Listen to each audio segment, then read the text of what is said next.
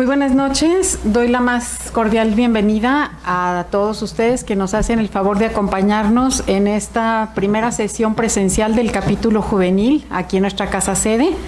Muy contentos que después de 2 años y cacho pues ya estamos aquí nuevamente iniciando esta solemne sesión académica. Gracias también a quienes nos acompañan en Facebook en vivo y pues agradezco la presencia entre nosotros de todos ustedes y cedo el uso de la voz a nuestro secretario técnico del capítulo juvenil para que conduzca la sesión en esta conferencia que nos imparte Cristi Carrasco. Adelante, Rex, por favor. Muchas gracias, licenciada Pilar. Contamos con en esta solemne sesión académica con la honrosa presencia del licenciado Samuel Gómez Luna Cortés, presidente de la Benemérita Sociedad de Geografía y Estadística del Estado de Jalisco, de la licenciada María del Pilar Sánchez Alfaro, expresidenta de esta benemérita institución y asesora del capítulo juvenil. Nos acompaña también la licenciada Carla Georgina Chávez Pech, secretaria general y asesora adjunta del mencionado capítulo.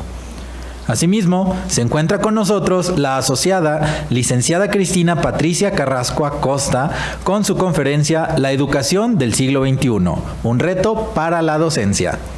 Y el de la voz, Daniel Álvarez Márquez, secretario técnico del capítulo juvenil. Ahora, me complace presentar a nuestra asociada Cristina Carrasco.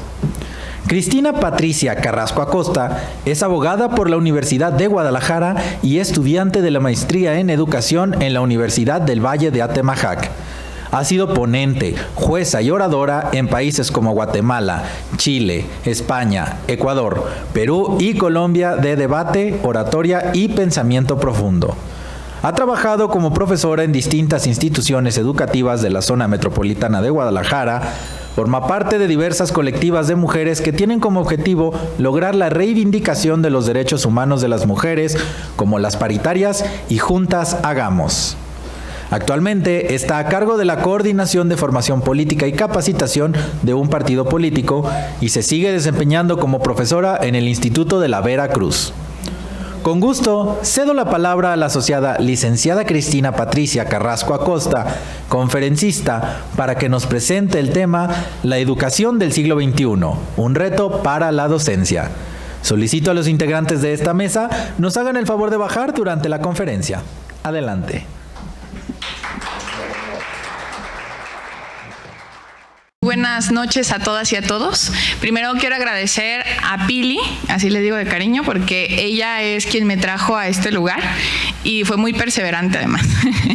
Justo en el guión que hice, decía que en el 2018 Pili me invita y yo trabajaba en ese momento en el Instituto Electoral de Participación Ciudadana de Jalisco, plena elección, imposibilidad y bueno, aquí me tienen después de una pandemia y un montón de cosas. Agradecer también a Carla, porque en todo momento también estuvieron insistiendo, a Renato porque era el coordinador en ese momento, a Rosy, a Alexia y a todas las personas, obviamente al presidente por la oportunidad de estar aquí el día de hoy.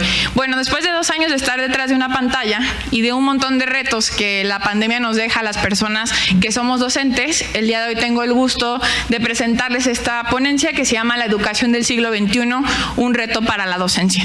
Y bueno, primero les quiero platicar que en realidad yo no soy profesora, no soy docente, no soy normalista, digamos. Sin embargo, desde los 16 años doy clases porque pues la vida así marcó, ¿no? O porque me gustaba y justamente en una entrevista por el Día de la Maestra les decía que cuando era chiquita y con mis hermanas que además están aquí, yo siempre era la maestra, ¿no? Y revisaba los cuadernos. Entonces, origen es destino y por eso nos encontramos aquí el día de hoy. Bueno, en primer lugar vamos a hablar un poco de las cosas que enmarcan la educación en México y entre ellas está el artículo 3º constitucional que nos dice que toda persona tiene derecho a una educación laica, gratuita y obligatoria. En este país la educación básica es desde la educación preescolar hasta la secundaria y luego la educación media superior. Sin embargo, como sabemos, bueno, no necesariamente es obligatoria porque muchas niñas y niños se pierden la oportunidad de poder estudiar porque el Estado les falla en ese sentido, y bueno, gratuita, entre comillas, para algunas personas que sobre todo viven en las zonas rurales y que vamos a ir platicando durante la conferencia. Además, bueno, la educación no solamente la marca el tercero constitucional, sino que es un derecho humano, un derecho universal. La educación debería ser el camino para que las personas puedan reivindicar la forma en la que viven, puedan tener movilidad social y además acceso a todos los servicios públicos básicos. En ese sentido, bueno, también dice que la instrucción elemental es obligatoria, pero la instrucción técnica y profesional debería ser generalizada y además debería ser para todas las personas. Y también sabemos que en este país muy pocas personas que entran a la educación primaria realmente luego tienen derecho a la educación universitaria. Y en los Objetivos de Desarrollo Sostenible justamente marca algunas cosas que vamos a platicar que son características fundamentales de la educación del siglo XXI. Entre ellas que la educación debe ser inclusiva, equitativa, de calidad y promover oportunidades de aprendizaje para todas las personas. Sin embargo, tampoco ocurre que esta educación sea de calidad y que tenga la cobertura necesaria y suficiente, y ese es uno de los principales retos. Pero imaginemos que en este país donde no todas las personas tienen acceso a la educación, se viene un reto más importante y es poder estar a la altura de lo que marca el siglo XXI, de algunas características que la globalización nos da como necesarias y que si no estamos a la altura de esas características nos podemos perder de mucho. Entonces, ¿qué dice la UNESCO sobre esta educación del siglo XXI? Bueno, pues que debe enfocarse en generar y en despertar la creatividad del alumnado, la conciencia cultural, la resolución de conflictos, la innovación, el compromiso cívico y social, la comunicación, productividad, colaboración, y a mí una que me gusta un montón es la exploración, que igual vamos a estar revisando a continuación, pero además la confianza y el liderazgo, que es algo que antes ni siquiera era importante en la educación.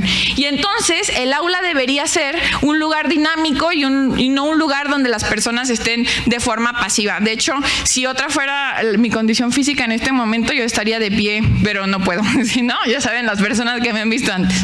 Bueno, entre las características que tiene esta educación es la igualdad, la diversidad y la inclusión. ¿De qué va esto? Que las aulas realmente sean espacios donde la inclusión exista. ¿Qué significa? Que no importa si hay alguna persona que tiene discapacidad, que no es relevante si eres hombre o mujer, y que además la igualdad en ese derecho a la educación debería constar en que los conocimientos sean para todas las personas que lo incluyen.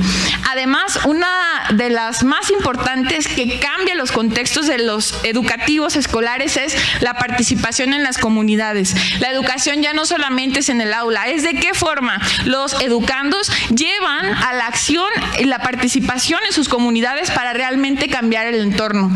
En este siglo XXI, así como hay diferentes avances y progresos en la tecnología, también hay problemas como el medio ambiente.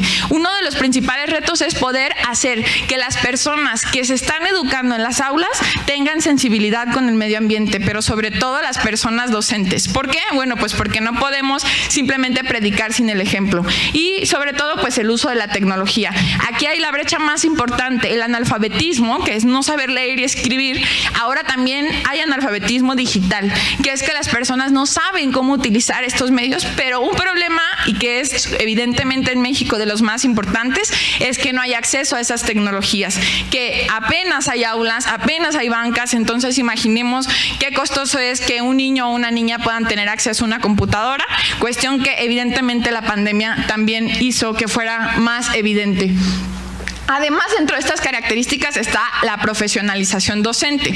En principio, esta conferencia se nos ocurre por el 15 de mayo, Día de la Maestra y del Maestro, y reflexionábamos un poco el coordinador y yo sobre que en realidad hay muchas personas que se ven obligadas por el sistema a dar clases de lo que no tienen conocimiento, pero que además, como en mi caso, cabe confesar, comenzamos a dar clases pues desde muy temprano y sabíamos sobre un tema en específico, pero en realidad no teníamos preparación pedagógica. Y eso es muy importante. En Derecho, por ejemplo, que es mi carrera, pasaba mucho que teníamos a los mejores abogados, pero los peores profesores. ¿Por qué? Porque no tenían esta preparación docente, porque sus habilidades para transmitir los conocimientos eran abrir un libro y hacer resúmenes, cosa que evidentemente pues ya está out para este sistema educativo. Bueno, la innovación y experiencias de aprendizaje, que es básicamente que las personas que están en el aula puedan en conjunto generar nuevas experiencias, que que no nos sentemos solamente a leer diapositivas, sino que generemos una experiencia en ellas y en ellos. La autogestión del aprendizaje, que es posibilitar, sobre todo, que las personas que cohabitamos en un aula podamos tener la posibilidad de seguir aprendiendo más, de preguntarnos cosas y de ir más allá de lo que dice el programa, el libro o la propia persona profesora. Y además la educación personalizada. ¿Qué significa esto? Que toma importancia de qué forma aprendemos. No todas las personas somos visuales, no todas las personas somos auditivas y tendríamos que poder trasladar a cada uno de los alumnos y alumnas esa forma de aprender. Imposible, ¿no? También me van a decir aquí las personas que son maestras, en un grupo de 40 niñas y niños, y es justamente uno de los desafíos de los que vamos a hablar en la educación pública. Entonces, si decimos que una de las principales características de la educación del siglo XXI es el acceso a las tecnologías, pues estamos en un desafío fundamental, porque en este país el Internet todavía no es un derecho humano. Aun cuando ya ha sido catalogado como tal, no todas las personas pueden tener acceso a él. La falta de entornos de aprendizaje, que tiene que ver con que no siempre el aula es el formato ideal para adquirir ciertos conocimientos y generar justamente estas experiencias. Y bueno, hablar, por ejemplo, de la nula educación emocional, y no solamente del alumnado, sino también del profesorado. No somos perfectas ni perfectos, tenemos necesidades emocionales para poder llevar a cabo nuestra clase, nuestra actividad. Hay días en los que nos levantamos, yo doy clase a las 7:30 de la mañana y pues obviamente incluso levantarse ya es una odisea, ¿no? Pero después de eso, no todos los días estás de humor para atender un grupo, ¿no? Tienes problemas familiares, personales, de salud, etcétera. Entonces, ¿cómo podemos hacer que en conjunto el grupo tenga una educación emocional? Y bueno, obviamente hablar de las fallas en las políticas públicas y en las leyes educativas que se generan en una mesa donde ni siquiera hay personas docentes, ¿no? Eso es fundamental. O sea, como las personas que se encargan de generar estas políticas públicas nunca le preguntan a la maestra o al maestro cuáles son las verdaderas necesidades. Piensan que esas necesidades son A, B y C, las anotan y luego se convierten en un mandato y hacen todavía más complicada la labor docente, sobre todo en el sector público. Y bueno, la identificación y potencialización de talentos. En estos grupos tan grandes, de hasta 50 niñas y niños, ¿cómo podemos hacer para identificar talentos? Las personas docentes nos encontramos en una odisea muy importante. ¿Por qué? Bueno, pues porque en lo que te aprendes el nombre, 50 calificaciones, hay algunas personas docentes que solamente dan 1 hora clase a ese grupo y pues imposible, ¿no? Entonces, lo que dice la educación del siglo XXI es que lo que tenemos que hacer es potencializar el talento de esas personas, y en realidad pues es imposible con un sistema que hace que la calidad justamente no sea la adecuada. Pero hablamos de calidad y cobertura incluso en conjunto, porque llegar a todas las escuelas no significa que lleguemos tampoco con la calidad necesaria y con los conocimientos que necesita una persona. Y aquí también hay un cuestionamiento muy importante que hace la ONU y dice, ¿qué le estamos enseñando a las niñas y a los niños cuando salen de la primaria o de la secundaria? Saben hacer álgebra, pero en realidad no saben ser dueños de sus emociones. Cuando en la preparatoria nunca les dijimos que en algún momento van a tener contribuciones fiscales, ¿no? Que esa clase yo creo que a muchas personas de aquí nos hubiera encantado tener cuando íbamos en la preparatoria, ¿verdad? Sí, entonces es como, incluso yo tengo una teoría de que en todas las escuelas debería ser necesario, por ejemplo, una clase de derecho constitucional básico, para saber, aunque sea, que algún día vas a tener que pagarle al SAT. Bueno, hablando de la inclusión, un desafío fundamental es incluso la infraestructura. No podemos hablar de inclusión si no tenemos rampas en las escuelas para que las personas con discapacidad se puedan trasladar. No tenemos tampoco la capacitación suficiente para atender, por ejemplo, a una alumna o un alumno sordomudo, por ejemplo, ¿no? Entonces, en realidad la inclusión es un concepto que deberíamos de poder ejecutar, pero que evidentemente todavía estamos muy lejos porque no tenemos esas herramientas.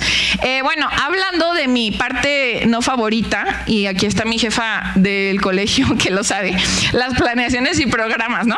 Obviamente planear es importante, sí, y los programas también son importantes, pero ¿qué pasa cuando esos programas ya no están en la actualidad?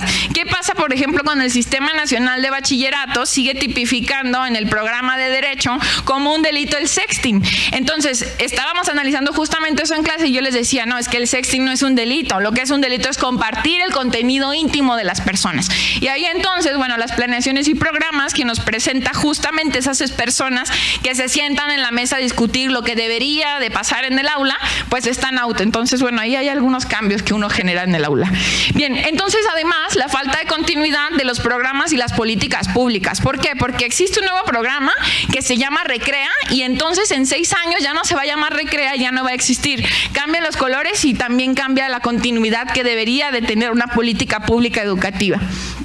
Y bueno, esta conferencia la llamamos La educación del siglo XXI y los retos de la docencia, ¿no? Entonces, ¿y qué pasa con las personas docentes? O sea, ¿quiénes son estos entes en el aula actualmente? ¿Cómo se desarrollan? ¿Cómo se deberían de desarrollar?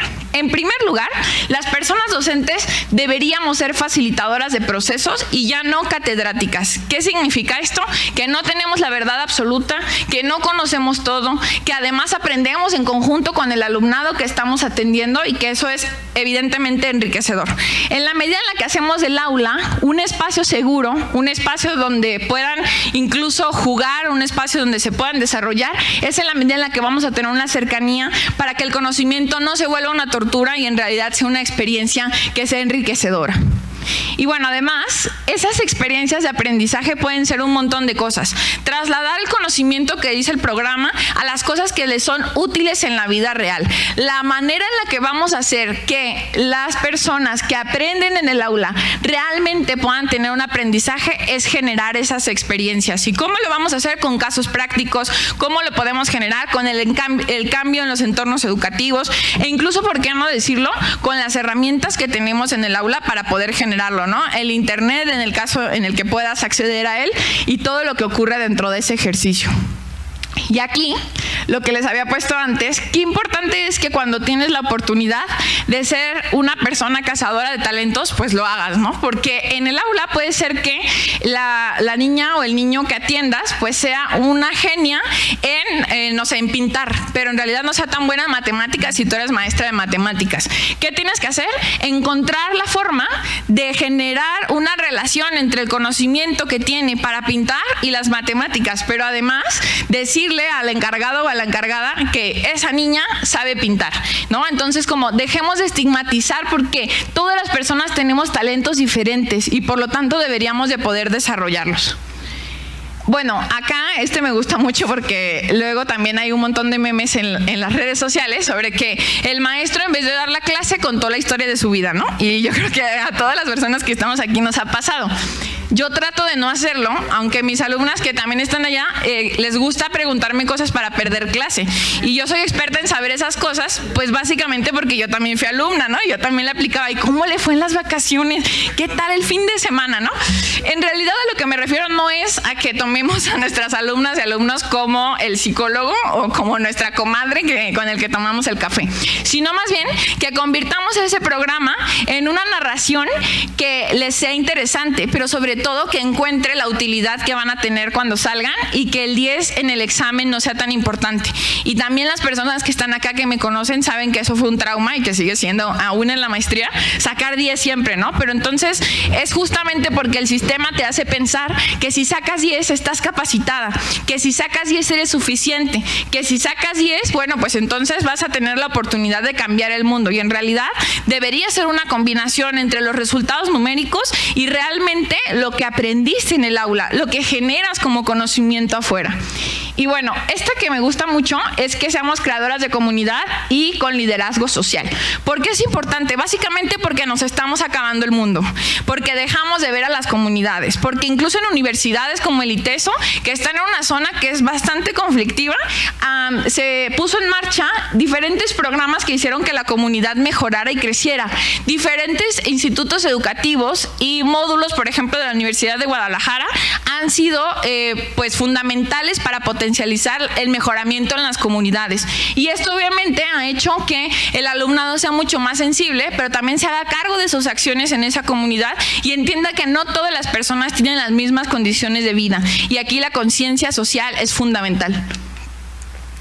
Y bueno, esta que es muy importante, deberíamos tener una educación y las personas docentes deberíamos estar capacitadas para impartir educación con perspectiva de género. Y bueno, como vieron, intenté hacer que toda la presentación tuviera lenguaje incluyente. ¿Qué pasa cuando no existe la perspectiva de género? Bueno, pues que cometemos en el aula o hacemos que el aula se convierta en una potencializadora de lo que llamamos roles de género, ¿no? Todos esos roles que ya tenemos dados o que decimos, las niñas no deberían estudiar para médicas porque pues eso es súper difícil y entonces nunca se van a casar, ¿no? Entonces, o las mujeres no deberían ser abogadas penalistas porque un día las van a matar y ellas tienen hijos y entonces, pues no. Entonces, ¿qué tenemos que hacer? Bueno, identificar eso y hacer que las mujeres y las niñas crean, sobre todo en ellas, y piensen que hay todas las posibilidades. Que actualmente hay mujeres presidentas, mujeres diputadas, mujeres astronautas, mujeres bomberas, mujeres arquitectas, y que nombrarnos es importante, porque siempre, durante la historia, sí existía el sirvienta, pero no existía el presidenta, y por eso es importante la perspectiva de género. Bueno, además las personas docentes tenemos que ser innovadoras y capaces de adaptarnos a los nuevos tiempos. ¿Por qué? Bueno, porque todo el tiempo todo está cambiando, todo cambia cada segundo, ¿no? Entonces, eso es importante, si no, nos quedamos fuera. Tenemos que estar interesadas y cercanas a nuestro alumnado. Ya no es como antes, que lo único importante era que termináramos el programa y si no terminábamos el programa, entonces no cumplimos. Es más importante saber qué le ocurre a esas personas con las que convives todos los días. ¿Cuál es el origen de la emoción que tiene? ¿Cuál es la situación por la que está atravesando para que pueda tener realmente un aprovechamiento? Y entonces luego vienen y te consultan cosas y entonces luego están presentes más en las cuestiones de interés de ellas. Sensibles con el medio ambiente, que igual lo habíamos revisado, y este es bien importante porque justamente la UNESCO y la cátedra en específico hace y lanza un programa donde las escuelas son promotoras de paz, mientras que las personas docentes no sepamos y no estemos capacitadas en la resolución de conflictos y en qué es la cultura de la paz, vamos a tener problemas para que los centros educativos realmente se conviertan en espacios libres de violencia, y más en los que están alejados y más en los que el narcotráfico y todo lo que ocurre en nuestro país realmente afecta el proceso educativo. Bien. Después de todo esto, de los desafíos en general para las personas docentes, ahora sigue la diferencia en la teoría, que suena increíble, que nos da la ONU y la UNESCO, respecto a la situación que tiene nuestro país y todos los retos que enfrentan las personas docentes en el aula. Porque el principal reto que vimos hace ratito fue que no teníamos acceso a internet, pero en realidad México tiene una realidad totalmente diferente. Y es que cuando hablamos de instalaciones dignas, esta no es una escuela de África, o sea, esta es una escuela primaria de la costa de Jalisco que hace 2 semanas no tiene agua, por ejemplo, y que cuando regresaron de la pandemia no tenían gel suficiente. ¿Por qué? Porque la Secretaría de Educación les mandó un bote que parecía como versión individual y, bueno, mucho menos cubrebocas, ¿no? Entonces, ¿qué pasa? Que aunque quieran hacer su trabajo, hay recursos insuficientes para poder llevarlo a cabo. Si tienes un aula donde estás ahorita, ¿a cuántos grados estamos? Con un calor impresionante, sin agua, imagínense cómo una persona puede aprender ahí y cómo una persona puede enseñar en ese espacio. Pero además, después de la pandemia, pues vemos que es todavía más complicado, ¿no? Todas estas niñas y niños que se encuentran en zonas rurales perdieron la posibilidad de realmente tener acceso a la educación, porque ahí no había internet, y justamente estas personas docentes lo que hicieron fue ir casa por casa a revisarles su tarea, fueron a dejarles los cuadernos, a posibilitar que de alguna manera la educación existiera. Entonces, obviamente, la teoría del siglo XXI es importante, pero también es importante saber cuál es la realidad en la que nos encontramos y cuánto nos falta para llegar a esos ideales. Y bueno, obviamente todas las personas que son maestros de acá se identifican.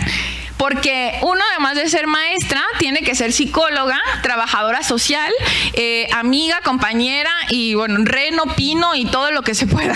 Y entonces las personas que se encargan de una escuela, las directoras, por ejemplo, las administrativas, las coordinadoras académicas, ya tienen que poner un curita, una niña ya se cayó, otra ya lloró.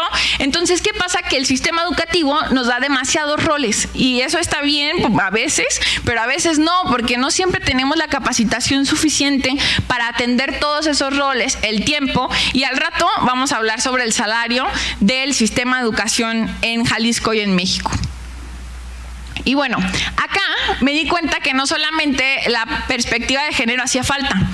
La encuesta nacional de ocupación y empleo, que corresponde al 4 trimestre del 2020, que fue la última, dice que hay 1.2 millones de personas de más de 20 años que son maestras o maestros en este país. Pero de ese número total de personas, 69.9% son mujeres y solamente el 30.1% son hombres. Y hay un análisis específico sobre eso que dice que en una encuesta que justamente hace la ENOE, que las mujeres respondían que decidieron ser maestras porque esa profesión les permitía tener una familia, les permitía tener hijas e hijos, y además consideraban que era una profesión que no era tan peligrosa en este país. Entonces, si se fijan, no es que todas las mujeres quieran ser profesoras, sino que el mismo sistema les dice, pues esa es la opción y vas, ¿no? Entonces, el 30.1% de los hombres dijo que sí, que ellos decidían y querían ser maestros. Entonces, aquí tenemos una cuestión también importante. En ese mismo análisis dice, entonces, este sistema también obliga a las mujeres a tomar ciertas posiciones porque es más sencillo poder tomar un rol que no necesariamente desean, ¿no? Que no necesariamente quieren ejercer. Y todavía peor, la siguiente cifra, investigando un poquito, encontré que los puestos de dirección y supervisión, el 65% son ocupados por hombres y solo el 35% por mujeres, aun cuando vieron en la diapositiva pasada que el 69.9% son mujeres. ¿Qué significa esto? Que hay una brecha de género impresionante, que las profesoras se quedan en el aula dando las clases, mientras que los hombres son supervisores de área, supervisores de zona, y luego incluso tienen posiciones como secretario de educación. Entonces dices, claro, ¿qué pasa con la brecha de género? Que haya más mujeres no significa que no haya brecha de género. Que haya más mujeres tampoco se traduce en que ellas quisieron ser profesoras desde que eran chiquitas. Yo tengo la fortuna de hacerlo porque a mí me gusta, pero no todas las mujeres lo tuvieron. Entonces acá vemos que si del 66 al 69% eran mujeres, deberíamos tener más mujeres directoras en las escuelas, más mujeres supervisoras de zona y, ¿por qué no?, en algún momento una secretaria de educación. Entonces, la brecha de género en México también en la educación ocurre, y sobre todo, pues lacera los derechos de las mujeres que todo el tiempo están construyendo y que históricamente somos quienes hemos construido la educación. El artículo 2 de la Ley General de Educación en nuestro país dice que toda persona tiene derecho a recibir educación de calidad, y aquí está en masculino, así dice la ley, que todos los habitantes del país tienen las mismas oportunidades de acceso, tránsito y permanencia. Y aquí dije, ¿cómo que todas las personas en México tenemos acceso y permanencia de manera igualitaria? Evidentemente no es así. Tan no es así que en las zonas rurales, donde solamente tienen clases una vez a la semana, donde las telesecundarias se descompone la tele, aunque ustedes no lo crean, y ya no tienen acceso a la educación, pues evidentemente hace que no puedan permanecer. Y entonces, aquí uno de mis conceptos más odiados, la burocracia, ¿no? La burocracia y la falta de crecimiento en el personal docente. Y aquí puse una definición que me encantó. Es todo aquel protocolo o procedimiento que privilegia y da prioridad al trámite y pone en último lugar la dignidad de la persona. Pero no solamente la dignidad de la persona, la finalidad de la educación, que es básicamente que la persona que está en el aula y las personas docentes podamos generar un proceso educativo. Entonces, este proceso burocrático lo que hace es que te quedes en el trámite, en la posibilidad de hacer cosas, ojalá se pudiera, pero como me lleva 50 trámites, mejor no lo hago. Y entonces las personas docentes son presas del sistema y poquito a poquito dicen, no, maestra, usted es nueva, tiene aquí 2 años, ya verá cuando tenga aquí 30, ya conocerá, cálmese, ahorita no trabaje tanto, ¿no? Entonces, este sistema también genera que la burocracia crezca y que el proceso educativo disminuya. Y bueno, hablamos de esta, ¿no? Salarios bajos o no proporcionales a lo que realizan las personas docentes. Y aquí esta fue de una manifestación en Oaxaca, muy buena, dice, con mi vocación no pago el alquiler. Cosa que es cierta. No, pues es que tenga vocación, no, los maestros son súper flojos, ¿no? Ya ganan dinero. Claro, pero el dinero no es suficiente. Y si vemos los salarios del sistema de educación pública en México, pues vemos que es muy complicado vivir solamente con un salario. Y por eso vemos también a personas docentes haciendo otras actividades, teniendo 2 plazas, recorriendo la ciudad para poder llegar de una escuela a la otra y teniendo 50 trabajos para que los salarios alcancen. Y bueno, hablar de la deserción escolar es un poco ver la realidad de lo que dice la Ley General de Educación respecto a la permanencia. Y es que, según cifras de la Secretaría de Educación Pública, hubo al menos 270,000 deserciones de estudiantes de nivel básico después de la pandemia. Y mientras que el IMCO dice que aproximadamente ellos hacen otra estimación muy diferente a la que hace la Secretaría, es de 628,000 alumnas y alumnos que abandonaron por diferentes factores relacionados con la pandemia. Entre ellos que tenían que trabajar para poder sustentar a la familia, que algún familiar que el sustento de esos hogares falleció y entonces la responsabilidad se le carga a la persona que estaba estudiando, entre muchas otras, como no tener acceso a internet, no tener las posibilidades económicas de adquirir algún aparato electrónico e incluso compartir un solo aparato electrónico en una familia de hasta 4 hijos, ¿no? Entonces dicen, pues no me tocó mi turno, maestra, y entonces no pude hacer la tarea. Y en realidad el IMCO dice, claro, eso es una realidad en este país. ¿Cómo pensamos que la educación a distancia va a funcionar igual para todos los educandos? Y bueno, antes de concluir, y con esta frase que puse, quiero decirles algo y contarles una parte de la historia que no está en la presentación y que obviamente también es una de las razones por las que el tema educativo me mueve.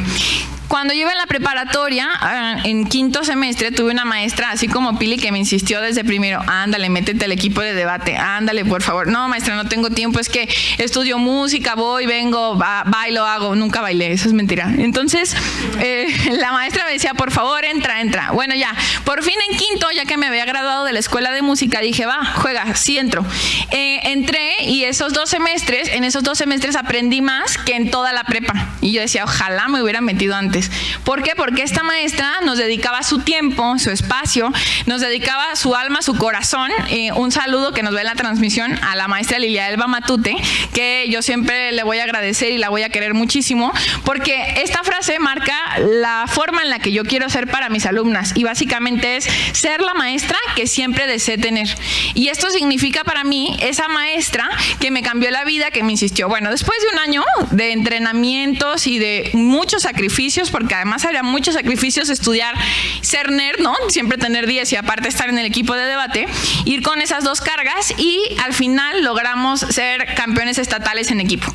Después de que logramos ese campeonato, me acuerdo que la maestra Matute me dijo, cuando tomes protesta como presidenta, yo quiero que me invites. Y yo le decía, ay, sí, esta señora, ¿no? Como, sí.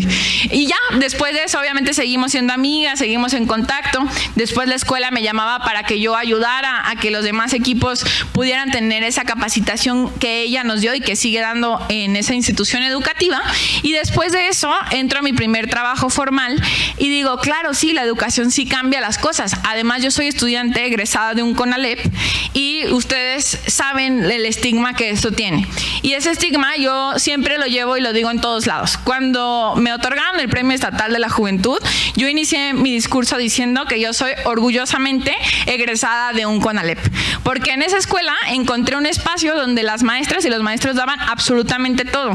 Y me di cuenta que no importa el lugar donde estés, si quieres aprender, aprendes. Que no importa el espacio, que el espacio sea adverso, que haya un montón de cosas en el entorno que no posibiliten el sistema educativo, y al final se logró, ¿no? Entonces, en ese proceso de encontrar qué quería hacer, yo como desde la secundaria decía que quería ser abogada o maestra. Entonces Matute me decía, no, sé maestra, claro, esa es la respuesta, sé maestra, cuando iba a hacer mi trámite. Y le dije, no, es que como que sí, pero no. Y bueno, entonces estaba ahí la disyuntiva, al final elegí ser abogada, pero dije, claro, siendo abogada siempre puedo ser maestra. Y tuvimos una discusión muy fuerte, fue nuestra primera discusión. Después de eso ya entré a la universidad, seguí trabajando y entonces en el 2016 fundo una asociación civil que se llama Ocasio Comunicación AC, y esa asociación civil, así como a Matute, la voy a mencionar siempre en todos los espacios y en todos los lugares, porque fue el primer lugar que yo generé con mis amigas y con mis amigos para que fuera un espacio seguro para todas las personas, pero porque además teníamos el sueño de cambiar la forma en la la que se educaba en Jalisco, de cambiar la forma en la que las personas pensaban, pero además posibilitar que las personas pensaran. Eso era lo más importante y el reto más general que teníamos en ese momento. Y entonces la historia básicamente es que en un café empezamos a escribir en una hoja, nos dimos cuenta que ninguno tenía ni un clavo, obviamente, ni para pagar el café, y dijimos, pues algo tenemos que inventar para que salga, ¿no? Después de un montón de pláticas y un poco de planeación, hicimos que ya surgiera como una asociación civil que se dedica a la generación y a la potencialización de habilidades blandas a través también del pensamiento crítico. E hicimos de ese espacio un espacio que nosotros soñábamos como esa escuela que queríamos tener. Después de 7 años, Ocasio sigue trabajando con diferentes programas en diferentes instituciones educativas de todos los niveles en este estado, incluso en el país y a nivel internacional, y ha dotado de oportunidades incluso a mí sin saberlo. O sea, de alguna manera algún día escribimos eso en un papel y después eso estaba haciendo que yo pudiera tener incluso oportunidades laborales, algunos de mis amigos oportunidades para entrar a universidades privadas, de conocer otro país, ¿por qué no decirlo? Yo soy la 4ª hija de una familia de 6 y soy la primera que terminó la universidad y espero no ser la última porque va a haber una o unas más en la familia. Entonces, lo que quería con eso era que Ocasio fuera una escuela algún día.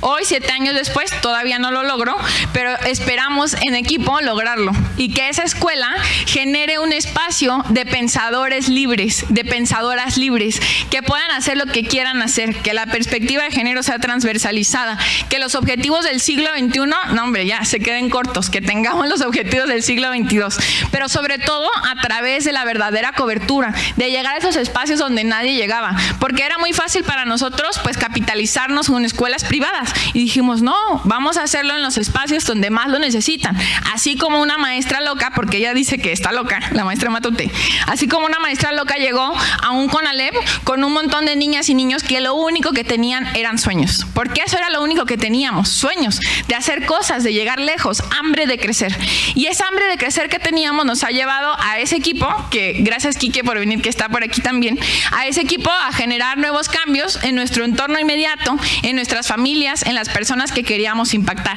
Y vimos cómo sí funcionaba.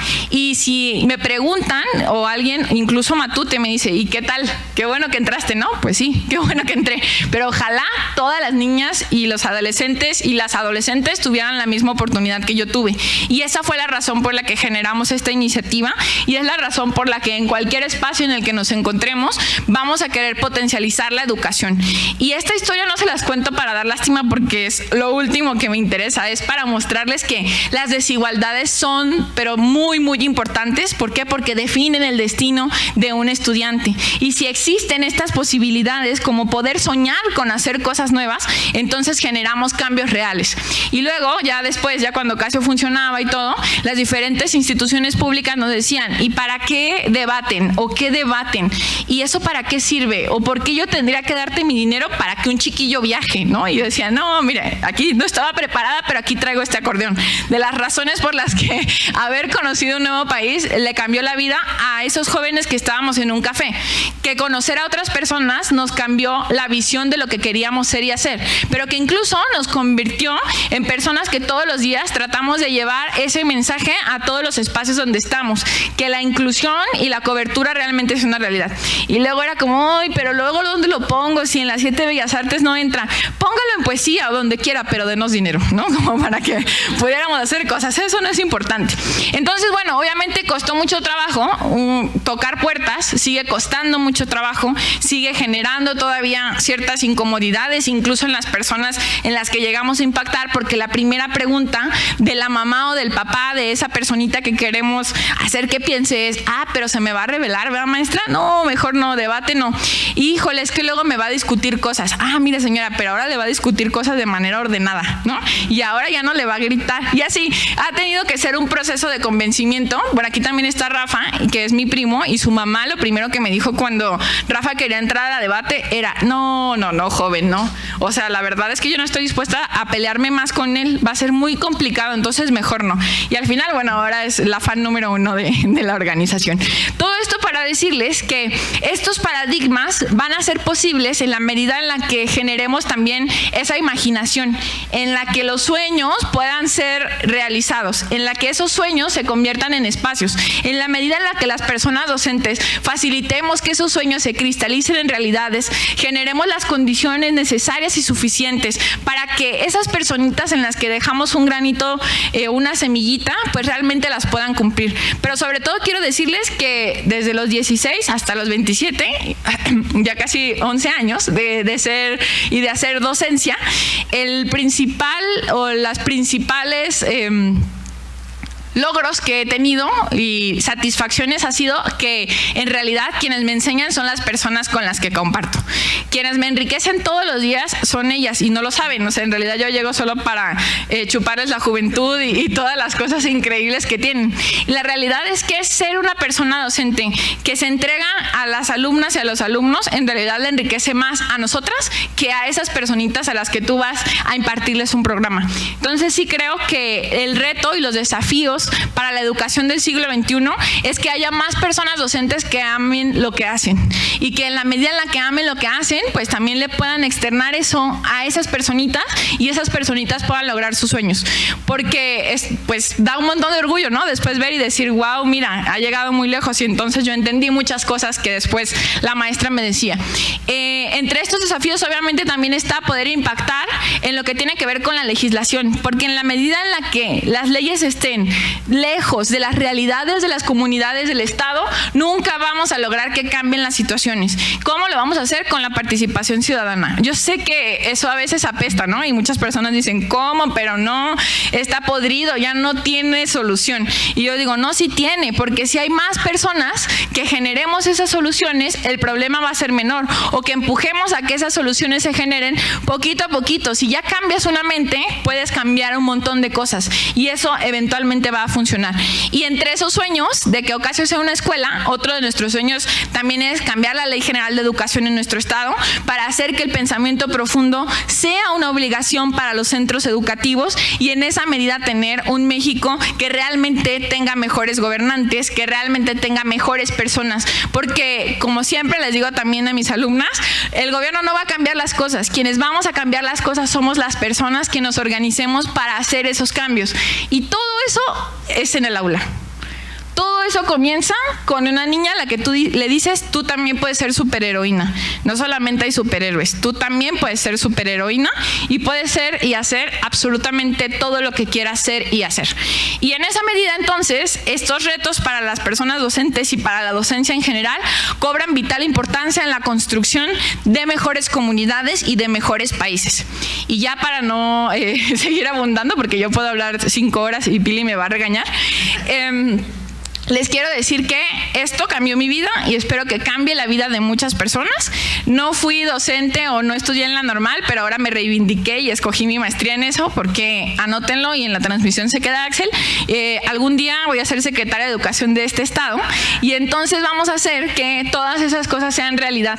Y aunque no lo sea, y si no lo soy no importa, porque esos cambios los estamos generando las personas que trabajamos todos los días por mejorar estos procesos. Yo sí creo que la educación puede cambiar el mundo. La pregunta es, ¿qué educación? ¿Cómo la educación? ¿Quiénes vamos a hacer de la educación algo diferente? Y sin duda voy y seguiré trabajando para ser la maestra que siempre deseé tener. Muchas gracias.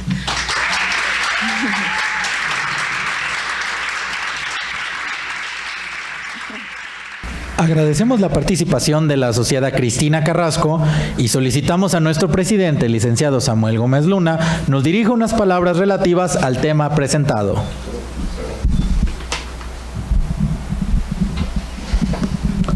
Muchas gracias. Creo que después de haber escuchado esta disertación, una cátedra que nos acaba de dar Cristi, pues confirmamos lo que hemos creído.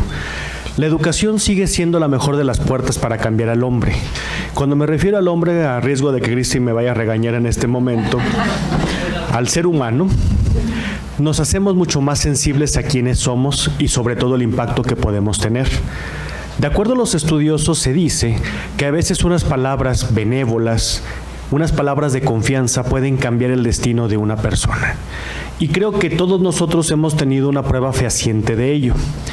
Yo siempre he pensado que por lo menos el Día del Maestro tenemos que agradecerles a los buenos maestros, esos que con vocación, que con voluntad, que con dignidad, creyeron en el compromiso de formar mejores personas. Y también tenemos que agradecerles a los malos maestros, porque también nos enseñaron que ese camino no es el correcto. En esta circunstancia y bajo estas condiciones, creo que la educación sigue siendo un tema sumamente importante. Y tenemos que recordar que por lo menos para nuestra benemérita institución, fundada en 1864 por el entonces presidente don Valentín Gómez Farías, era su intención buscar en un solo lugar aquellas mentes que sin distinción de ideologías políticas o credos religiosos pudieran sumar para la transformación del país. El día de hoy me da mucho gusto saber que nuestro capítulo juvenil, del cual soy egresado y soy el primer presidente de nuestra institución emanado del capítulo juvenil, gracias precisamente a maestras como Pili, por mencionar solamente una, que le apuestan a lo correcto, que la juventud tiene en sus manos el poder para cambiar el mundo. No sé qué tan soñador pueda resultar creer que la educación únicamente como por arte de magia nos hará mejores personas. Lo que sí estoy convencido es que, al igual que las abejas, lo que las hace gloriosas no es que produzcan miel, sino que toman el polen, lo distribuyen y lo trabajan para hacer algo mejor.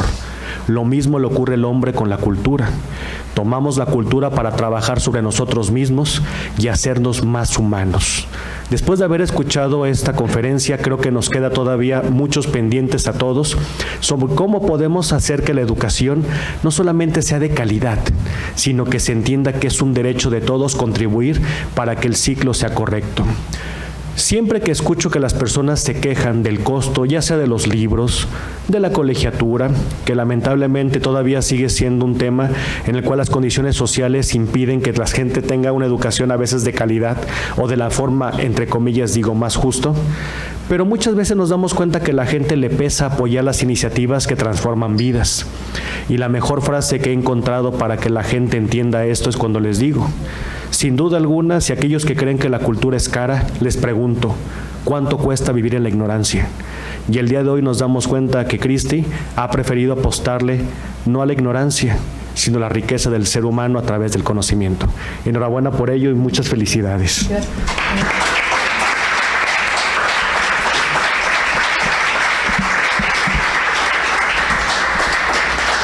Muchas gracias, presidente, por su mensaje. Y ahora solicito a nuestra asesora que haga el cierre de esta sesión. Muchas gracias, Daniel Alejandro, nuestro secretario técnico. Me da mucho gusto tenerlos a todos ustedes aquí en esta nuestra casa sede. Veo mucha juventud, qué bueno, acompáñenos en el capítulo juvenil. Realmente este capítulo tiene 28 años de estar funcionando en esta casa sede. Me enorgullezco de haberlo formado, me enorgullezco verdaderamente de todos los jóvenes tan talentosos que tenemos dentro de él y de que sé que muchos de quienes están aquí presentes pues se van a ir incorporando a este capítulo. Les abrimos las puertas, diríjanse directamente con Rex. Quiero además, es Daniel Alejandro, pero para los cuates es Rex. Todo el mundo lo llama Rex. Todo el mundo lo llamamos Rex. Entonces, esa es la traducción. Okay. Agradezco a nuestro presidente, que como él ya lo mencionó, es precisamente procedente del capítulo juvenil. Nuestra actual secretaria general, aquí presente, Carlita Chávez Pez, también es procedente del capítulo juvenil. Entonces, para que los jóvenes vean que estas escuelas, en donde también se aprende, que no son en un aula, pues nos ayudan mucho para triunfar en la vida y para ser mejores personas. Espero, Cristi, que cuando seas secretaria de Educación te acuerdes de mí, claro, así como te dijo la maestra Matute. Así es, y que hagas grande a nuestra institución más de lo que ya es. Esta es una institución científica y cultural que fue fundada por un jalisciense, Valentín Gómez Farías, en 1833. Digo esto porque es la primera vez que hay muchas personas asistiendo aquí, y en Jalisco funcionamos ininterrumpidamente desde 1864. Entonces, ya tenemos algunos añitos. Básicamente, en nuestros estatutos está establecido que no discutimos sobre política y sobre religión, aunque sí tocamos esos temas cuando es necesario, pero no como una polémica partidista o fanática, ¿no? O de credos y así es. Entonces, pues esperamos que nuestra institución siga. Y por eso invitamos a los jóvenes a seguir perteneciendo, porque hay que nutrirnos de la juventud, de quienes aprendemos muchísimo. Aquí están también mis alumnas, que son las alumnas de Cristi. Gracias por venir, chicas, y de verdad que a todos los jóvenes les decimos que la cultura es la mejor herramienta, la mejor arma, la mejor satisfacción, además, que se pueden llevar para seguir cambiando para bien nuestro entorno, nuestro país y el mundo. Quiero pedirle a nuestro presidente que nos haga el honor de entregarle a Cristi el diploma correspondiente. Muchas gracias. Por favor. La Benemérita Sociedad de Geografía y Estadística del Estado de Jalisco otorga el presente reconocimiento a Cristina Patricia Carrasco Acosta por su participación en las actividades organizadas por esta institución con la conferencia La Educación del Siglo XXI, un reto para la docencia, misma que se llevó a cabo a las instalaciones de nuestra casa sede, cumpliendo así con el objetivo fundamental de esta benemérita institución, que desde su fundación ha sido el estudio y la divulgación de la ciencia y la cultura. A Guadalajara, Jalisco, a 19 de mayo del 2022, firman el coordinador, el médico veterinario tecnista Diego Salvador Figueroa Pardo, y la asesora del capítulo juvenil, la licenciada María del Pilar Sánchez Alfaro. Cristi, no te pongas de pie, felicidades.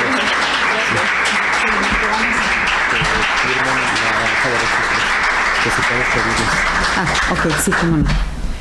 Nos quedamos sentaditos, que no es usual en estos protocolos, en atención a los piececitos de Cristi que como muchos de ustedes saben, andan por ahí algo lastimaditos, atropellados. Ok, literalmente atropellados. Si nos hacen favor, en la entrada hay un libro de registro. Les pedimos a todos los asistentes que nos dejen ahí su firma, por favor, para tener pues constancia de su muy agradable compañía, su autógrafo ahí. Agradezco además la presencia del ex coordinador del capítulo juvenil, el doctor Diego Figueroa, que está aquí presente, el coordinador actual, Renato. Bueno, queden familia. Sí, queden familia, pues. Bueno, Renato fue coordinador ya hace algunos añitos.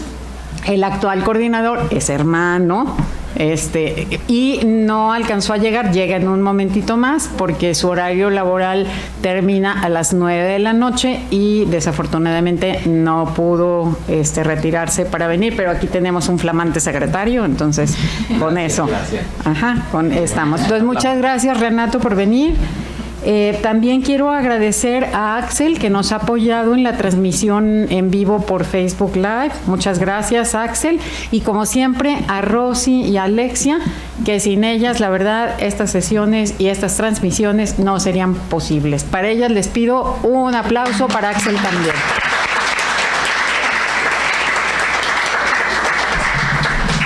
También agradezco a quienes nos han seguido en vivo. Ahí sin duda hay algunos consocios y directivos. Muchas gracias a todos.